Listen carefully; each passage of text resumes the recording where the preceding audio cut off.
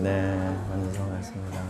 우리 명절이 되어서 빠진 분들도 계시지만 또 이렇게 멀리서 온 분들도 보혜자매도 우리 저기 인천에서 왔죠? 예, 감사합니다. 하여튼 이렇게 먼 길 오셔서 인사 나누시면 좋을 것 같습니다. 우리 지난번에 했던 우리 교회 원래 표호 오늘 이제 마지막 그런 설교 같아요. 주 안에서 첫째는 뭐죠? 아이가 되고, 둘째는요 어른이 되고, 셋째는 청년이 되게 하소서. 네, 우리 꼭 기억하시면서 어디 있으나 우리가 항상 이 기도로 시작하고 또 기도로 이렇게 마치면 좋을 것 같습니다. 예수님은 하나님과의 관계 속에서는 어떤 분이셨어요? 아이였습니다. 아들이셨고 유일한 하나님의 아들, 그래서 외아들이었던 거죠. 그래서 예수님은 항상 하나님을 향해서 아빠, 아버지라 이렇게 불렀고요. 이 아빠라는 말 속에는 하나님께 대한 전적인 신뢰, 전적인 의지, 하나님 아버지께서 지혜와 사랑을 갖고 계시다는 것을 전적으로 믿는 아들. 그렇기 때문에 이 아버지의 뜻에 대해서 예수님은 늘 순종하고 그렇게 완벽한 아들의 모델을 우리에게 보여주셨던 것을 보게 됩니다. 여러분, 우리가 믿음과 순종 혹은 신뢰와 순종 중에서 무엇이 먼저일까요? 믿음이 있어야 순종할까요? 아니면 순종하면 믿음이 있는 걸까요? 물론 뭐 오락가락 이렇게 이야기할 수 있겠지만 가장 본질적으로는 믿음이 순종을 이끌어낸다라는 것을 항상 기억해야 돼요. 그래서 반대로는 불신은 불순종을 이끌어냅니다. 그래서 이 사실을 증명하는 성경 구절을 보면 이런 표현이 나와요. 이러보건대 저희들이 믿지 아니함으로, 이렇게 불신이죠. 그래서 이 불신이 어떤 것을 유발합니까? 결론적으로 능히 들어가지 못했다, 불순종이 일어났다, 그렇게 이야기하고 있습니다. 그래서 항상 우리가 기억할 것은 내가 왜 불순종하느냐? 불신이기 때문에 불순종하는 거예요. 신뢰가 있으면 순종하기 마련입니다. 그래서 순종은 믿음의 결과라고 그렇게 말할 수 있습니다. 우리 자녀들 한번 보세요, 여러분. 우리 자녀들은 이 부모님을 절대적으로 믿지 않습니까? 예, 그래서 부모님이 하는 말, 명령, 모조리 다 순종합니다. 또 우리 부모님이 하는 행동 그대로 따라하지 않습니까? 왜요? 그렇게 신뢰하고 의지하기 때문에. 예, 부모님의 행동이 정답이고 부모님이 가는 길이 정답이고, 그래서 그 부모님을 절대적으로 신뢰하기 때문에 부모님의 말, 부모님의 행동까지도 다 따라합니다. 반대로 우리 자녀들이 가끔 이제 가출을 하는 경우가 있습니다. 좀 어긋나서 이렇게 다른 길로 가는 길이 있습니다. 뭐 여러 가지 이유가 있겠지만 가장 큰 이유는 대부분 아마도 이 부모님과의 신뢰 관계가 깨어지기 때문에, 그래서 어긋나게 되고 탈선하게 되고 그런 경우 우리가 많습니다. 그래서 이 불신, 부모님과의 관계가 깨어지는 이 불신은 곧 불순종을 낳게 마련인 것입니다. 그래서 우리 예수님께서 하늘의 아버지께 그토록 순종하셨다는 말은, 다른 말로 한다면 하늘 아버지에 대해서 완벽한 신뢰, 완전한 의지를 가졌음을 우리가 보게 됩니다. 여러분, 우리도 하나님을 뭐라 부르죠? 아빠라고 부릅니다. 그렇다면 우리 하나님을 사실 우리 육신의 부모님보다도 더 믿고 더 신뢰하고 더 의지하는 마음이 있어야 할 것입니다. 왜요? 하나님은 우리 육신의 부모님보다 못난 분입니까? 결코 아닙니다. 훨씬 위대하고 정말 훌륭하시고 정말 놀라운 분이에요. 이 세상에서 최고로 위대한 훌륭한 아버지입니다. 그러니 아들된 우리들이 그 아버지를 믿고 순종하는 그런 사람들이 되시기를 간절히 바랍니다. 그래서 우리가 어떻게 하면 내가 훌륭한 아들이 될까? 어떻게 하면 내가 하나님 앞에서 훌륭한 자녀가 될까? 한 번쯤은 고민해 보시리라 생각합니다. 근데 그 고민의 열쇠와 해답은 바로 아들 예수님. 아들 예수님이 최고의 아들의 모델이에요. 그래서 아들로서는 세상에 가장 훌륭한 모델, 아들 예수님을 우리에게 보여주셨고 또 우리에게 드러내 주셨기 때문에 우리가 그 예수님을 많이 알아가야 되고 그 예수님에게서 많은 것을 배워야 합니다. 그래서 어떤 상황에 만날 때마다 여러분들 예수님이라면 어떻게 했을까? 그렇게 해서 생각하고 고민하고 그렇게 말씀을 펼쳐보아야 됩니다. 그래서 예수님을 세상의 어떤 것보다도 더 많이 사랑하는 그런 은혜가 있길 바랍니다. 이제 두 번째는 예수님이 제자들과 이웃 그리고 세상 앞에서는 어떤 역할을 했습니까? 아버지의 역할을 했던 것입니다. 예수님은 사실 제자들에게 있어서 제2의 아버지였습니다. 대부였던 거죠. 참된 스승이었습니다. 사실 고대 근동에서는 스승을 아비라 이렇게 부르는 예가 굉장히 많이 있습니다. 그래서 우리가 잠언을 보면 스승을 향해서 항상 아비라고 부르는 경우가 많이 있습니다. 예수님은요, 자기가 대부처럼 제2의 아버지처럼 스승처럼 제자들에 대한 모든 것에 다 책임을 지셨어요. 제자들의 먹고 마시는 문제부터 시작해서 가르치는 내용까지 모든 것을 다 책임지시고 아버지로서 완벽한 역할을 훌륭하게 수행하셨습니다. 그래서 제자들을 때로는 변호하시고 때로는 가르치시고 때로는 꾸지람도 하시면서 그렇게 인도하셨던 거죠. 정말 예수님이 체포되시던 날 밤 예수님은 자신의 안위보다도 제자들의 안위를 먼저 그렇게 생각하셨어요. 그래서 그 겟세마네 동산에서 야, 너희들이 나를 찾았으니 나를 이제 체포했으니 이제는 제자들이 가는 것을 용납하라. 예수님이 그렇게 말씀하셨어요. 이 사람들이 가는 것을 용납하라. 참 놀라운 예수님 아닙니까? 또한 예수님은 자신을 3번이나 모른다고 부인한 이 베드로에게 정죄의 눈빛 그것이 아니라 긍휼과 용서와 사랑의 눈빛을 보내주셨어요. 부활하신 후에는 배신자 베드로에게 직접 찾아오셔서 그를 용서하시고 그에게 아주 위대하고 놀라운 사명을 맡기셨습니다. 실패하고 배신했지만 다시 믿고 주님께서 주님의 사명을 맡겨주셨어요. 그래서 마침내 베드로는 정말 이 초대 교회의 부흥의 기초가 되는 놀라운 믿음의 사람으로 다시 한번 일어나게 됐습니다. 아버지와 같은 예수님이 없었다면 아마도 베드로는 실패한 인생, 배반한 인생으로 끝나고 말았을 것이에요. 이처럼 아버지는 어떤 사람입니까? 아버지는 회복자입니다. 아버지는 치유하는 사람이에요.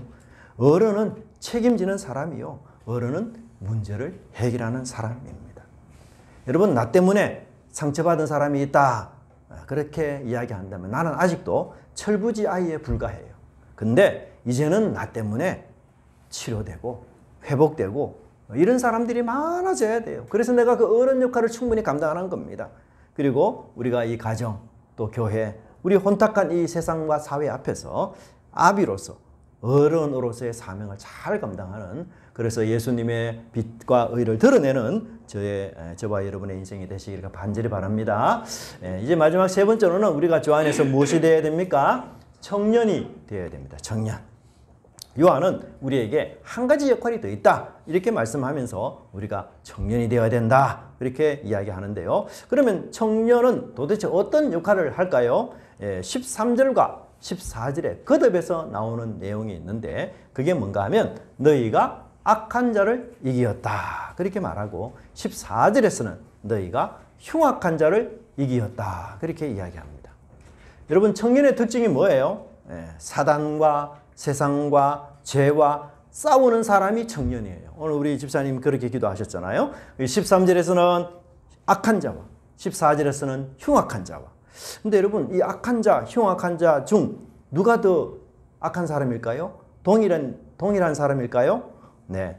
헬라 성경을 보면 이 악한 자나 흉악한 자나 동일한 단어로 되어 있어요. 그런데 우리가 번역을 하는 분이 이것을 조금 다르게 번역을 해서 악한 자보다도 흉악한 자가 더 못된 자인 것처럼 이렇게 보이는데 실제로는 그렇지 않습니다. 그리고 사실 악한 자, 흉악한 자가 모두 누구를 가리킵니까? 사탄을 가리키죠. 사탄. 네. 청년의 특징이 뭐냐? 청년의 특징은 싸우는 자입니다. 영적인 차원에서 본다면 아주 유능한 싸움꾼, 실험꾼. 그 싸움꾼, 씨름꾼이 바로 청년의 사명이에요. 내 안에 있는 죄와 싸우고 사탄과 싸우고 세상의 타락한 문화와 싸우는 사람, 정의와 공의에 충만해서 악과 싸우는 사람, 그 사람이 바로 청년들이다 라고 말씀하고 있습니다. 여러분 우리가 승리하려면 가장 먼저 기본적으로 적과 아군을 구분할 줄 알아야 됩니다. PR을 구분해야 된다 이런 말 많이 하지 않습니까? 여러분 그렇지 않으면 우리가 이 영적 전투에서 절대 승리할 수가 없어요. 어떤 분은 보면 아군과 아주 열심히 싸우는 분이 있습니다. 아군과 싸우는 일에 막 자신의 어떤 사명을 갖고 싸우는 분들이 있어요. 그것은 마치 축구의 경기에 보면 자살골을 넣는 것과 똑같은 겁니다. 여러분, 그러면 아무리 시시한 팀에게도 질 수밖에 없어요. 여러분, 우리의 적은 세상이에요. 내 안에 도사리고 있는 죄입니다. 그런데 가끔 같은 교회 성도들끼리 서로 미워하고 적대시하고 질투하고, 그러면 여러분, 교회가 어떻게 바로 설 수 있겠습니까? 가정이 어떻게 바로 설 수 있겠습니까? 사단은 여러분 거짓의 아비예요. 성경에 보니 광명의 천사로 아주 기가 막히게 가장하는 자입니다. 내 안에 있는 원수, 죄는 보지 못하고 믿음의 형제 자매를 원수로 여기는 것, 이것은 우리가 결국은 사단의 꾀임에 속임에 빠져 살아가는 어리석은 일입니다. 여러분, 여기서 요한이 굉장히 놀라운 표현을 사용합니다. 너희가 악한 자를 이길 수 있다. 너희가 흉악한 자를 이길 것이다. 이렇게 표현하지 않았습니다. 그죠? 뭐라고 표현했습니까? 너희가 악한 자를 이겼다. 와, 놀라워요. 과거형입니다. 이거 예언적 과거형이에요. 이미 승리했다. 이미 적을 괴멸시켰다. 이미 승리는 너희 손에 있다. 참 여러분 신기하지 않습니까? 여러분들이 언제 한번 사탄과 싸워서 이긴 적이 있습니까? 그런데도 어떻게 성경은 이렇게 말할까? 그 이유는 뭐죠? 바로 우리의 믿음의 대장 되신 예수님께서 사단과 싸워 이겼기 때문에 그 승리, 그 이김이 바로 믿음으로 우리의 것이 되기 때문입니다. 여러분 축구를 좋아하시죠? 저도 축구를 좋아하는데 한국과 예전에 호주가 경기 있었어요. 근데 우리는 한국팀이기 때문에 열심히 한국을 응원하지 않습니까? 우리 경기장에 뛰지 않아요. 그런데도 우리 한국이 있을 때, 야, 우리가 선수들처럼 여러분 얼마나 기뻐하지 않습니까? 한국 선수가 뛰었는데도 불구하고 그 승리가 곧 우리의 승리예요. 그래서 우리가 이긴 것처럼 그렇게 기뻐합니다. 여기 하나님 나라가 있고 사단 나라가 있습니다. 대표끼리 야, 한판 나와서 붙자. 그래서 하나님 나라의 대표는 누가 나갔습니까? 예수님. 사단 나라의 대표는 누가 나갑니까? 사단. 예. 이렇게 한판 붙었어요. 1대1로. 누가 이겼어요? 예수님이 이겼습니다. 예수님이 이겼다는 증거는 뭐죠? 뭘 가지고 예수님이 이겼다고 우리가 말할 수 있습니까? 바로 부활. 그렇죠. 부활. 부활이 예수님이 이겼다는 증거예요. 여러분, 사단이 우리 인간에게 쓰는 최고의 무기가 뭔지 아세요? 죽음이에요. 죽음. 우리 인간은 죽음 하면 다 순종하고 굴복합니다. 저 죽지 말게 해주세요. 저 살려주세요. 저 죽으면 안 돼요. 죽음이 사단이 가지고 있는 최고의 무기고, 이 위협적인 무기 앞에서 모든 인간은 무릎을 꿇게 돼 있어요. 근데 예수님이 죽으셨지만 어떻게 하셨습니까? 다시 부활하셨어요. 그래서 그 사단의 무기를 완전 무용지물로, 최고의 무기를 완전 무력한 것으로 만들어 버렸습니다. 예수님은 하나님 나라의 대표입니다. 예수님은 또한 우리의 형님이에요. 그래서 우리 형님이 승리했기 때문에 이 동생들이 이긴 거나 마찬가지예요. 그래서 성경은 뭐라고 이야기합니까? 너희가 악한 자를 이기었다. 예수님의 승리가 나의 승리가 되었다. 그렇게 이야기해요. 그런데 사실 우리가 현실적으로 본다면 지금도 우리가 죄와 싸우고 또 죄와 싸우다가 실패하고 패배하고 이런 경우가 참 많아요. 그렇잖아요? 여러분, 내 안에 적이 너무 많습니다. 그죠? 내 안에 하나님이 싫어하는 이 원수들이 너무 많아요. 그래서 어제도 영적 전쟁에서 내가 졌고 오늘도 영적 싸움에서 또 졌습니다. 그래서 막 낙심이 되고 막 이 실망이 돼요.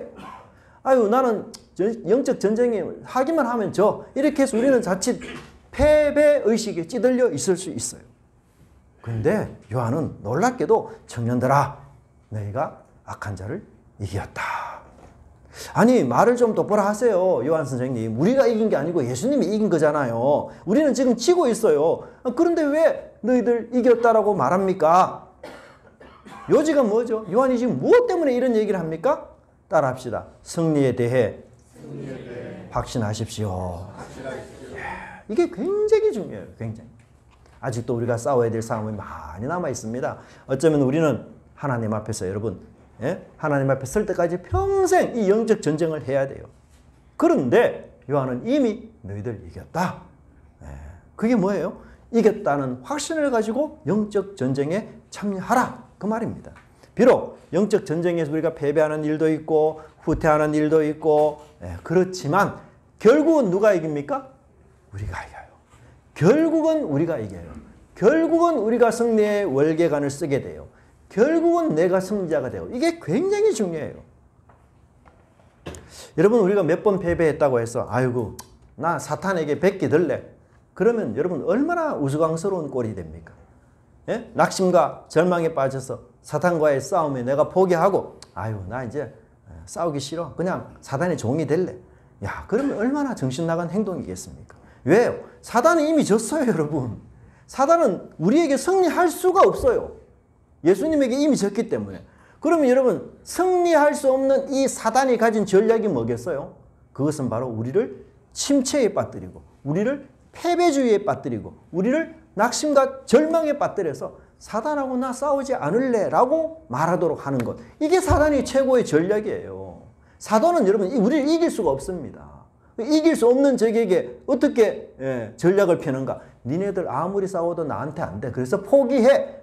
그런 마음을 갖도록 만들어주는 거예요. 그게 사단의 전략이에요 여러분. 그러니까 요한이 우리에게 뭐랍니까? 야 이겼다. 다시 일어나라. 절망에 빠진 우리가 그 자리에서 일어나라. 주님의 손을 잡고 주님의 힘을 얻어서 다시 사단과 싸워라. 승리가 약속된 싸움이야. 승리가. 그러니까 100번 싸우면 누가 이겼어요? 100번 이기는 거예요. 예수님이 이미 이기신 싸움. 그래서 여러분 우리가 아무리 지고 패배하고 넘어진다 할지라도 결코 후퇴하지 마시기 바랍니다. 여러분 안 된다. 그렇게 말하지 마시기 바랍니다. 예수님이 이미 이기셨어요. 그래서 우리가 그 승리가 나의 승리가 된다라고 외치면서 우리 주님의 손을 꼭 붙잡기를 간절히 바랍니다. 우리 속에는 정말 좀처럼 바꾸기 힘든 그 죄의 습관들이 있습니다. 내가 태어날 때 여러분 내가 가진 이 성격, 이런 성향, 이런 것 때문에 우리 속에 정말 반복되는 실수와 허물들이 있어요. 우리가 여러분 신앙생활 10년, 20년 이렇게 하면서 성화를 위해서 얼마나 많이 노력합니까? 근데도 잘 안 되는 부분이 있어요. 예, 저도 마찬가지입니다. 하지만 최후 승리자는 누구입니까? 예, 우리입니다. 최후 승리자는. 그래서 우리가 이 확신을 가져야 돼요. 이 확신을. 그래서 우리가 이 패배의 자리에서 낙심과 절망의 자리에서 다시 여러분 오뚜기처럼 일어나는 그런 은혜가 있기를 간절히 바랍니다. 이게 재부팅하면 될 것 같아요. 네. 오뚜기처럼 그렇게 일어나기 바랍니다. 네. 여러분 일어나기만 하면은 승리합니다. 아시겠죠? 예. 승리는 우리의 것입니다. 예. 우리 서로 옆에 분 보시면서 인사했으면 좋겠습니다. 승리를 진심으로 축하합니다. 네. 예. 여러분 이기는 거 좋지 않습니까? 예. 저도 탁구 치면 이기는 거 좋아요. 예. 승리는 이미 우리의 것이에요, 여러분. 그래서 사단이 하는 전략은 침체에 빠뜨리고 우리를 이길 수가 없어요. 예수님이 이미 이기셨고 사단이 등뼈를 완전히 발로 밟으셨고 사단의 머리를 예수님이 발로 밟으셨잖아요.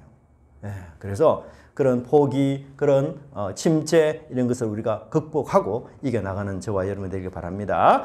자, 그렇다면 이 청년들이 악한 자와 싸워서 이기는 비결이 뭐냐? 그것은 바로 본문에 보니까 너희 속에 무엇이 거하기 때문이죠? 말씀이 거하기 때문이다. 참 중요합니다. 여러분 우리가 세상을 이기고 악을 이길 수 있는 그것은 무슨 다른 아주 신비롭고 금식 기도를 해야 되고 기도원에 가서 100일 기도를 해야 되고 그래서 막 하늘을 나르고 구름을 타고 막 이런 능력이 있어야 악을 이길 수 있다. 절대 그렇지 않습니다. 절대. 너무너무 간단하고 모든 사람이 할 수 있는 방법이에요. 그게 뭡니까? 말씀이 우리 안에 거하는 것. 말씀이 우리 안에 머무는 것. 여러분 이거 굉장히 중요해요. 많은 사람들이 이걸 제쳐놓고 다른 능력을 추구해요. 그러면 사단이 틈을 탑니다. 절대로 있을 수가 없어요. 예수님도 말씀이 자기 안에 거하셔서 승리하셨어요.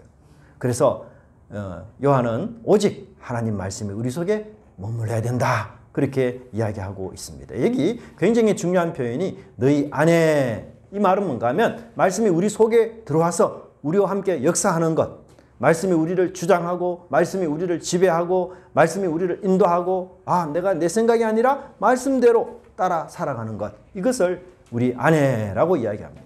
또한 14절에 보면 거한다라는 표현을 쓰고 있어요. 이것도 굉장히 중요한 표현인데 요한은 사실 이 단어를 굉장히 좋아해요. 요한복음 1장 14절에 말씀이 육신이 되어 우리 가운데 뭐 하셨다요? 거하셨다. 요 단어를 그대로 쓴 거예요. 말씀이 육신이 되어서 우리 가운데 거하신 것처럼 너희 마음속에 하나님의 말씀을 거하게 하라. 이 말은 뭔가 하면 하나님이 우리 속에 상주하게 하라 이 말이에요. 상주하게. 그냥 나그네로 그냥 손님으로 일회용 손님으로 왔다가 가는 그런 분이 아니라 우리 마음속에 주인으로 모셔라. 예? 우리와 함께 이 마음속에 거처를 마련해서 함께 지내라. 그런 뜻이 바로 거하신다라는 뜻입니다. 그래서 여러분 우리가 성경 말씀을 암송하고 외우고 또한 그 말씀을 내 마음속에 이렇게 다 품는 것 너무너무 중요해요. 우리가 말씀을 품지 않으면 악한 세상을 이길 수 없어요. 그래서 제가 우리 3월경에 성경 암송반을 만들려고 합니다. 선착순 10명. 그래서 이틀 동안 성경 구절 하나 암송하는 거예요. 그래서 일주일 동안 누적해서 성경 구절 3개 암송하고 그 다음 주 또 그렇게 하고 그렇게 해서 말씀 암송을 녹음해서 이렇게 우리 카톡방 10명이 모인 단톡방에 올려가지고 기도 제목도 서로 나누고 그런 시간 저희들 가지려고 합니다. 그래서 이 3월경에 광고할 때 여러분 선착순 많이 안 받겠습니다. 10명만. 그렇게 해서 정말 우리가 말씀 암송하면서 그곳에서 기도 제목을 찾고 하나님이 우리를 인도하신 것을 우리가 깨닫고 느끼는 그런 은혜가 있기를 바랍니다. 여러분 예수님이 귀신을 쫓아내고 악한 세력과 싸울 때에 병마와 싸울 때에 유일하게 사용했던 무기가 바로 말씀이었어요. 말씀으로 풍랑을 잠잠케 하시고 말씀으로 귀신을 쫓아내시고 말씀으로 열병을 떠나게 하시고 말씀으로 귀신을 책망하고 말씀으로 죽은 자에게 일어나라. 그래서 말씀은 소생시키는 능력의 힘이요 생명의 힘인 것이에요. 이 말씀 앞에 사단은 무력화되고 말씀에 쫓겨나는 것입니다. 여러분 우리가 사단의 입장에서는요 말씀이 철천지 원수입니다. 그래서 할 수 있는 대로 우리 속에 거하는 말씀을 빼앗아 가려고 사단은 온갖 노력과 발버둥을 다 쳐요. 여러분 이거는 사단이 망하느냐 흥하느냐의 싸움이에요. 사단의 존폐가 달린 문제입니다. 그래서 사단은 굉장히 치열해요. 여러분 가끔 싸울 때 여러분 상대방의 도끼가 막 가득 차가지고 눈에서 막 레이저 광선이 막 나오는 그런 사람 아무리 덩치가 커도요 주춤할 수밖에 없어요. 싸울 때 여러분 아주 도끼가 충만한 사람들 보면요 키가 크든 작든 간에 함부로 못 건드립니다. 죽자 살자 덤비는데 그거 누가 건드리겠어요. 그런 사람 정말 이기기가 힘들어요. 사단은 정말 이 정도의 치열함을 갖고 영적 전쟁에 참여합니다. 근데 여러분 우리가 이런 사단을 두고 평안한 마음으로 대적한다면 이거는 절대로 못 이겨요. 절대로. 우리도 뭐예요? 예민해야 돼요. 우리도 치열해야 돼요. 우리도 말씀 안에서 냉정해야 돼요. 그렇게 해서 우리가 하나님 말씀으로 견디고 지탱하고 이겨야 되는 것입니다. 사단은 우리 속에 말씀을 빼앗는 그런 자인데 말씀을 빼앗는 방법이 굉장히 다양합니다. 우리 마가복음에 보면 길과 밭이라는 내용이 나오죠. 길 양쪽에 있는 이 것에 이 딱딱한 곳에 말씀의 씨를 뿌리면 어떻게 해요? 씨가 전혀 자리지 않습니다. 외면하고 거부하는 것을 이야기해요. 하나님 말씀을 저항합니다. 설교를 말씀을 듣는데 굉장히 부정적인 생각이 들어요. 목사님 그런 말이 어디 있습니까? 그 말씀 저는 믿을 수 없어요. 이렇게 해서 그냥 말씀이 뿌려지는데도 계속 반발이 돼요. 그래서 마음에 하나님 말씀으로 뿌려진 이 마음에 자라지 않아요. 영적으로. 굉장히 냉소적입니다. 여러분 우리가 밥을 먹지 않는 아이들 잘 못 자라잖아요. 많이 먹지 않는 아이들. 똑같아요. 하나님 말씀을 계속 이게 반대하고 저항하고 영적으로 자라지가 않아요. 둘째는 돌밭입니다. 처음에는 굉장히 적극적이에요. 긍정적입니다. 아주 기쁨으로 받아요. 그러나 시험이나 어려움이나 환난이 오면 포기합니다. 하나님께 예배하고 기도해도 우리 어려움 여전히 당하는데 별 효과가 없었대요. 이러면서 다른 신을 찾는 거예요. 그럼 절대 안 되는 겁니다. 마지막으로 가시밭이 있어요. 이분도 열심히 긍정적이었어. 근데 특별히 뭐예요? 욕심 때문에, 염려 때문에 말씀이 우리 속에 들어와서 결실하지 못하게 하는 거예요. 이 세 가지 특징이 다 하나님 말씀 빼앗아가요. 그래서 열매를 맺을 수가 없어요. 사탄이 직접적으로 빼앗는가 하면 아니면 환난이나 염려나 기타 여러 욕심이나 이런 어려움을 통해서 간접적으로 그 말씀을 빼앗아가 버립니다. 여러분 사단도 자기가 살아야 안 되겠어요. 예? 패배하면 죽음이니까. 말씀 듣지 못하게 하고 말씀 깨닫지 못하게 하고 그 깨달은 말씀 붙잡지 못하게 굉장히 맹렬히 우리를 공격하는 것입니다. 말씀의 가치보다도 이 세상의 가치를 더 크게 여기도록 해요. 세상의 가치들이 절대적이야. 그래서 말씀의 가치는 상대적이야. 예. 예배보다도 돈이 우선이고 말씀에 순종하면 손해야. 남들도 적당하게 사는데 우리도 적당하게 살아야지. 예? 너무 정직할 필요 없고 절반의 진실만 하면 돈을 많이 벌어. 그러면서 이 말씀의 가치는 약화시키고 물질의 가치, 눈에 보이는 이 세상의 가치 이것을 절대화하면서 그것을 따라가요. 그러면 말씀이 그 마음밭에 내릴 수가 없습니다. 여러분 우리 속에는 두 사람이 살아가지. 그죠? 우리 한쪽에는 새 사람이 있는가 하면 또 한쪽에는 옛 사람이 있습니다. 새 사람은 나를 창조하신 창조주 하나님이에요. 그래서 그 새 사람은 하늘 아버지를 모시고 삽니다. 그 새 사람은 하늘 아버지의 말씀을 따라 살아가는 건 너무너무 좋아해요. 근데 우리 속에 아직도 옛 사람이 있어요. 이 옛 사람은 세속의 것을 좋아합니다. 욕심과 탐욕을 추구합니다. 이 옛 사람의 아비는 바로 사탄이에요. 그래서 우리는 이 선택 상황 속에서 항상 우리의 두 자아가 치열하게 싸우는 것을 경험하게 되십니다. 바울도 그런 경험을 했어요. 그래서 바울이 뭐라고 이야기합니까? 육신의 생각은 하나님과 원수가 되나니 이는 하나님의 법에 굴복하지 아니할 뿐 아니라 할 수도 없음이라. 여러분 참 놀라운 거는 유대인들이 보통 어릴 때부터 토라 교육을 받거든요. 근데 어느 정도 성년이 되면 대부분 유대인들이 모세의 오경을 다 외운다고 해요. 대단하지 않습니까? 네. 바울을 연구하는 학자들이 바울을 어떻게 평가하고 있는가 하면 바울은 아마도 구약 전체를 다 외운 사람일 것이다. 이렇게까지 이야기를 해요. 왜? 바울이 쓴 내용을 보면은 구약 성경 여러 곳을 한꺼번에 다 인용을 해요. 저도 여러분 성경 잘 몰라가지고 이 단어를 이렇게 입력해서 찾기 하거든요. 예, 근데 바울은 머릿속에 단어를 이야기하면 그 단어가 구약 어디서부터 어디에 있는지가 다 기억이 나오는 거예요. 그러니까 여기 에스겔서 인용하고 시편 인용하고 예, 여기 다른 창세기에서 인용하고 그렇게 하는 거예요. 그래서 학자들이 이 바울을 연구하면서 야 바울은 정말 구약 성경 전체를 그냥 통째 거의 암기한 사람이다.